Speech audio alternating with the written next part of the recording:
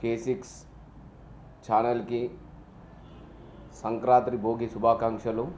మరియు నిజామాబాద్ పట్టణ ప్రజలకు మరియు కాంగ్రెస్ కార్యకర్తలు మా కుటుంబ సభ్యులందరికీ సంక్రాంతి శుభాకాంక్షలు. ఈ సంక్రాంతి అందరూ ఆరోగ్యాలతో ఆనందాలతో జరుపుకోవాలని మనస్ఫూర్తిగా కోరుతున్నాను. సంక్రాంతి అంటే చాలా పిల్లల పండగ. అందరూ పతంగులు ఎగరేసి ఇంట్లో ఒక దగ్గరికి అందరు కలిసి మెలిసి ఒక దగ్గర చేరుకొని గాలిపటాలు ఎగరేయడం జరుగుతుంది. ఇందులో భాగంగా మరియు ప్రతి ఒక్కరు ఎలాంటి సంఘటనలు జరగకుండా జాగ్రత్త తీసుకొని పతంగులు ఎగరేయాలని చెప్పి కోరుతున్నాను.